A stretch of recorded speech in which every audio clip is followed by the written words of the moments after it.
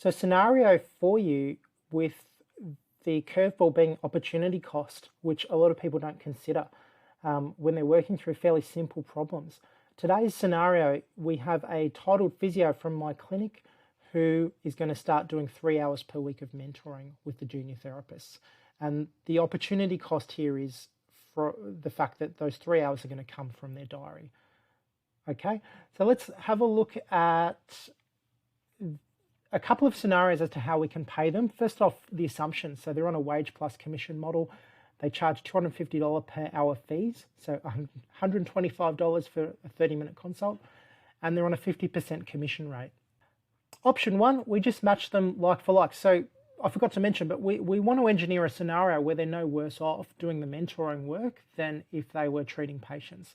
So if they were treating patients, they'd be billing $250 per hour and earning 50% of that, so $125 per hour. So we can pay them $125 per hour for those mentoring sessions. The market rate for a titled physio to do mentoring, it's probably $200 to $250 per hour. So we're paying them half what we would be if we were to outsource it. Sounds pretty good. I'm going to show you in a moment why it's actually not that great. Okay.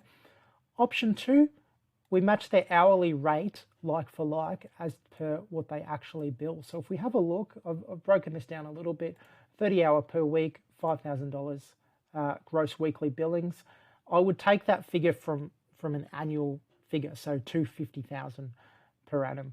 They're obviously going to have weeks that are much higher than that within there. We've got to pay them wage entitlements, etc., etc. So their per hour billings, when we look at it, it's $167 per hour, 166 2/3. Their commission at 50% is $83 per hour, rounded up to 85. You could offer them 100. It'd still be a decent rate for them.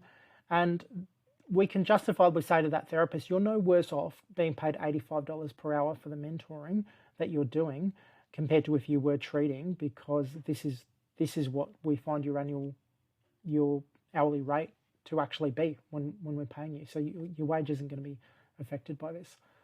Okay. Let's look at those cash incentives and let's compare them for opportunity costs. So opportunity cost is what you miss out on when you decide to use one strategy instead of another. Hours per week of 3, average hourly billings of $167. So if we're taking them out of treatment, it's costing us $500 per week just to pull them out so that they can do the mentoring before we pay them on top of that rate. So the mentoring rate at $150, we've got a total, so $150 per hour, 3 hours, $450, opportunity cost of $500. We've got a total cost of the clinic of $950 for this person to mentor. It's actually costing you more to pay your own therapist to mentor them based on that direct cash option A than it would be to outsource it for $250 per hour. So that's why I think that's a bad strategy, option one.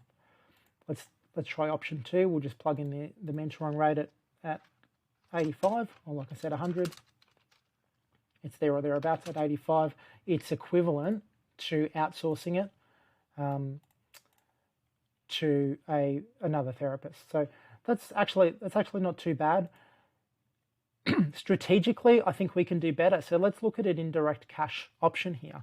And what I would say here from this scenario is if we've got a titled therapist in our team based on the award, they're quite specialised. We're probably paying them a grade 3 wage, if not a grade 4, especially if they are doing mentoring with a lot of junior therapists. So that's one thing to factor in. The other thing is we can justifiably say to a grade 4 in particular that part of your job description is to mentor junior therapists. So we're not going to pay you additionally for this task, but we're going to engineer a scenario where you're actually better off as well.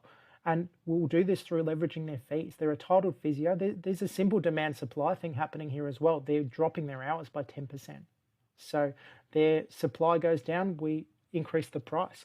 Let's leverage their fees by 20%. A 20% increase on $250 is going to take us up to $300 per hour. I think that's a better, more reasonable market rate for a titled physio to be charging for their consultations. Okay, And let's look at what happens here. It's pretty interesting. If we leverage their fees up, their average hourly billings go from 167 that we had earlier, so this is that number we had here, to 200 with a 20% increase. In spite of dropping their hours from 30 to 27, we actually find 27 times that 200 increases their weekly revenue by $400 per week. The previous weekly revenue was $5,000 over here. It's now gone up to $5,400. So the clinic is $400 per week better off. The therapist is $200 per week better off straight in their pocket off that fee structure. And annualized, we're 20 grand better off. So here we've got paying an equivalent rate or outsourcing it. We're $39,000 down for doing this weekly. And here we've got ourselves making $20,000. There's a net difference here of $60,000 difference. That's why opportunity cost is so important to factor into your decision making. That's why I love these type of scenarios, because I get to use a spreadsheet and demonstrate it. But it's something I would encourage you to really think about when you're making these decisions, because this is a 3-hour per week decision. It doesn't sound like much, but net difference is 60 grand if we get it right.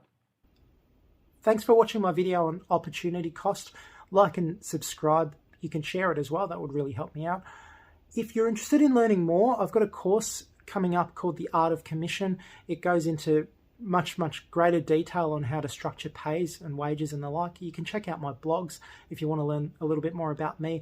Or if you're interested in physio business coaching, there's a link in the description which will take you through to a booking page for a free 30-minute call. Thanks, and I'll see you in the next video.